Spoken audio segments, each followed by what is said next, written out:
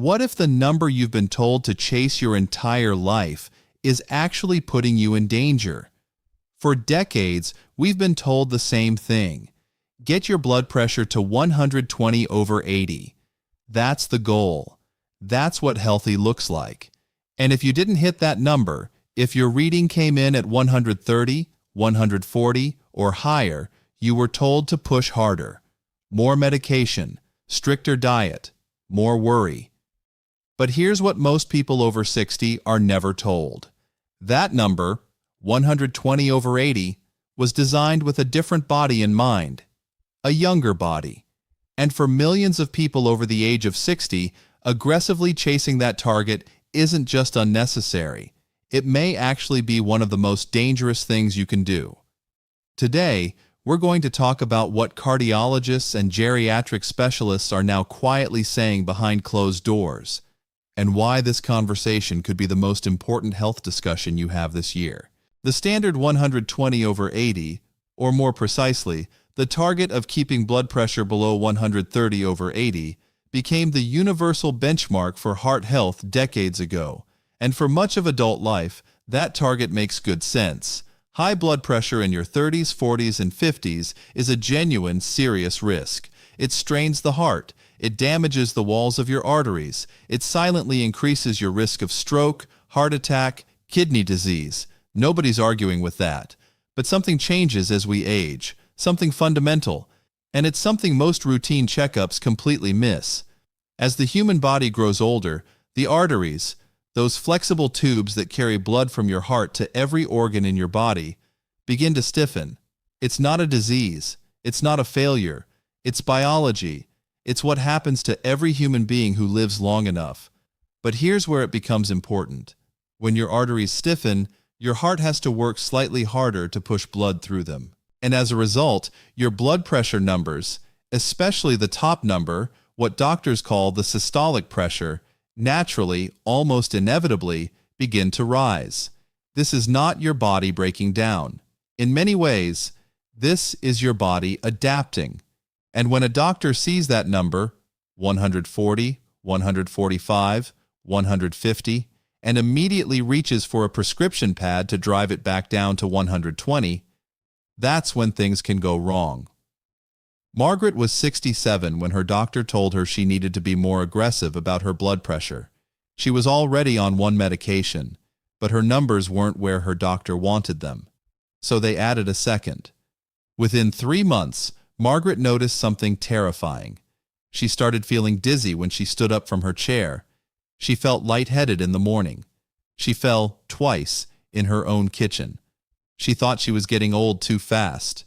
She thought her body was failing her. She blamed herself. What she didn't know, what no one told her, was that her blood pressure was now dropping too low when she stood up. A dangerous condition called orthostatic hypotension. The medication designed to protect her heart was making her fall. And falls, for people over 65, are one of the leading causes of serious injury and death. Margaret's story isn't rare. It's happening right now, in households across the world, to people whose doctors are following outdated guidelines that weren't written for older bodies. Have you, or someone you love, ever felt suddenly dizzy after standing up? Have you noticed unusual fatigue, confusion, or weakness since starting blood pressure medication? This might be exactly why. Now let's talk science, but not the kind that puts you to sleep. The kind that might genuinely change how you think about your health. In recent years, an important body of research, including major studies published in respected cardiology and geriatrics journals, has challenged the one-size-fits-all blood pressure target. Here's what cardiologists and geriatric specialists are increasingly acknowledging. For adults over 60, especially those over 70 or 80, a systolic blood pressure in the range of 130 to 150 may actually be safer than forcing it down to 120. Let that sink in for a moment. The number that felt like a failure for years? For your age group, it may actually be closer to ideal. Here's the biological reason. Your brain, the most sophisticated organ in your body, is extraordinarily sensitive to blood flow. As we age, The brain's autoregulation system, the mechanism that ensures stable blood supply, becomes less flexible. It becomes harder for the brain to compensate when blood pressure drops suddenly. And if blood pressure is driven too low, especially in older adults who are already managing stiff arteries, the brain can be starved of the oxygen and nutrients it desperately needs. The result? Cognitive decline, memory problems, fatigue, dizziness, an increased risk of dementia, not from high blood pressure, from overtreatment of high blood pressure. Doctors rarely explain this clearly. They give you a target. They measure your numbers. They adjust your medication, and they move to the next patient. But the nuance, the human nuance, often gets left in the waiting room. Here's where things become dangerous, and I want you to stay with me for this part, because what I'm about to describe is something most people only understand after it happens to someone they love. When blood pressure is pushed too low in an older adult, 3 very specific risks increase dramatically. The first is falls. We already talked about orthostatic hypotension, that dizzy, dropping feeling when you stand up. But the risk is even broader than that. Low blood pressure affects balance, reaction time, and muscular coordination. In an older adult, a single fall can mean a fractured hip, a hospital stay, complications that spiral outward in ways that are very hard to come back from. The second risk is kidney damage. Your kidneys rely on adequate blood pressure to filter waste from your body. When blood pressure drops too low for too long, kidney function declines, quietly, invisibly, often without any symptoms until the damage is already done. The third, and perhaps most emotionally devastating, is cognitive decline. Study after study now shows that in older adults, especially those over 75, low blood pressure is more strongly associated with memory problems and dementia than moderately elevated blood pressure. Think about that. We spend so much energy fearing a blood pressure of 145, while the real threat might be what happens when we push it below 120.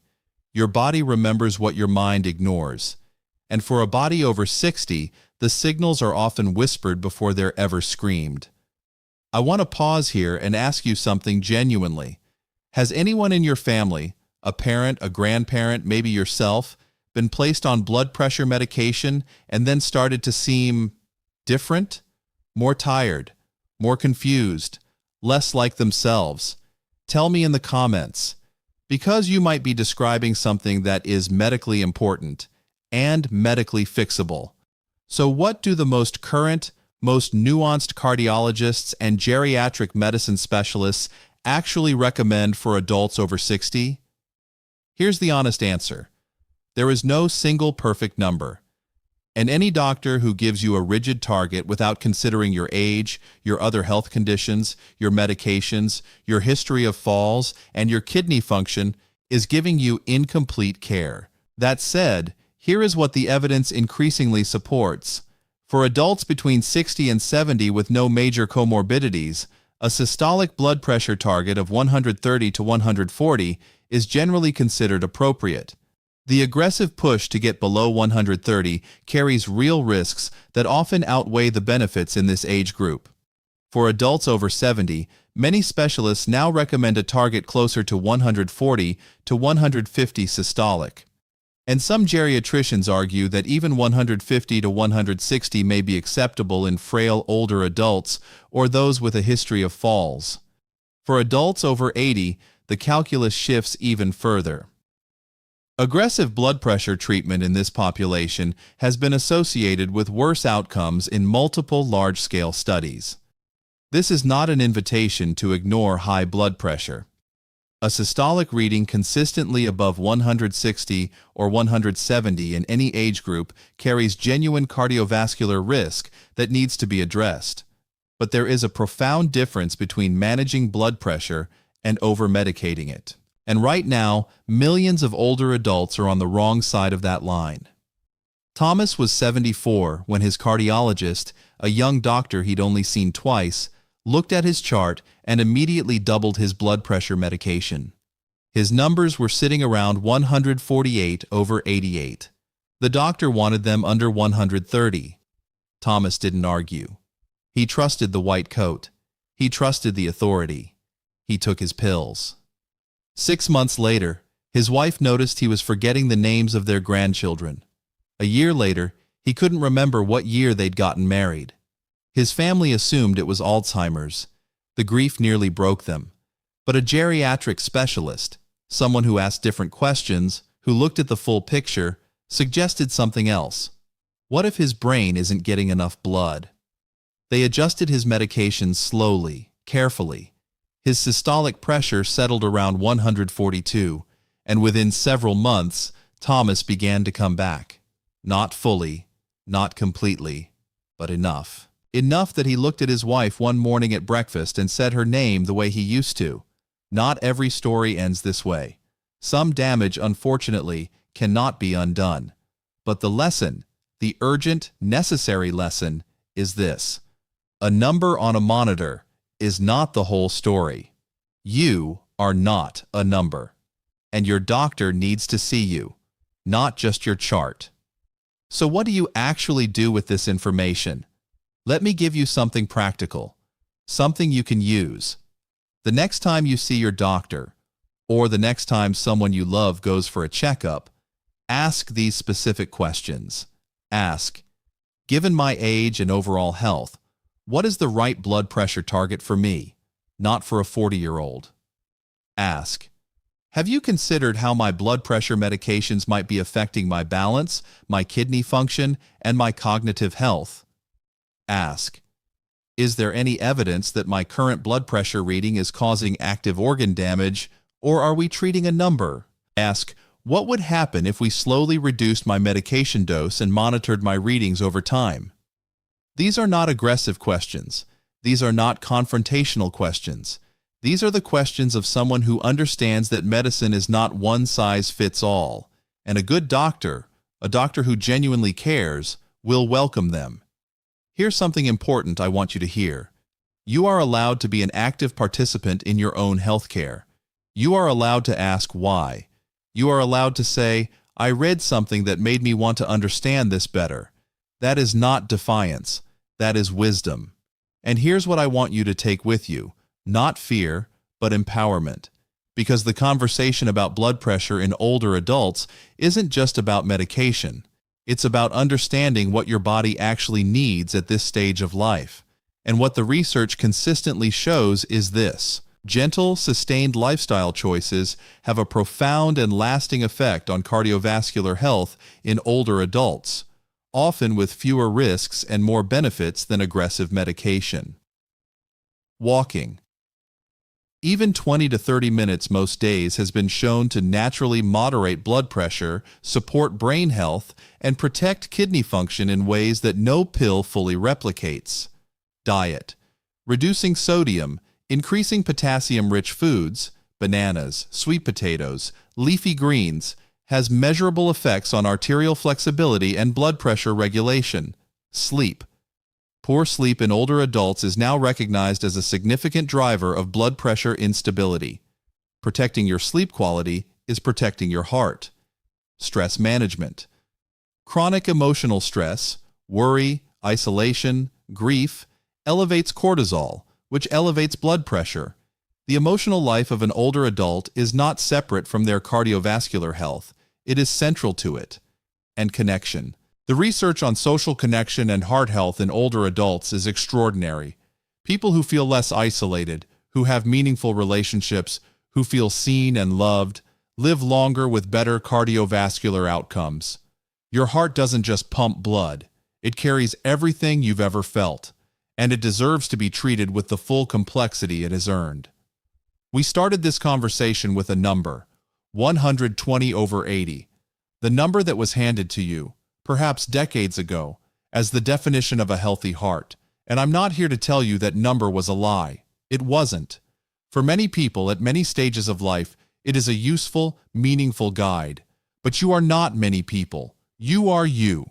You are a body that has lived through decades of experience, emotion, challenge, and change. A body that has adapted, healed, struggled, and survived. And that body deserves medical care that is as individual as your history. If you are over 60, I want you to leave this video with one question planted in your mind. Is my blood pressure target right for me? At my age? With my body? With my life? Take that question to your doctor. Bring it to your next appointment. Write it down if you need to. Because the most powerful health decision you can make is not the decision to blindly follow a number. It is the decision to ask better questions. Your heart has been with you every single day of your life, every heartbreak, every joy, every ordinary morning. It deserves your curiosity, it deserves your advocacy, and it deserves care that truly understands what it means to be 60, 70, 80 years old, and still so beautifully, remarkably here. Take care of yourself.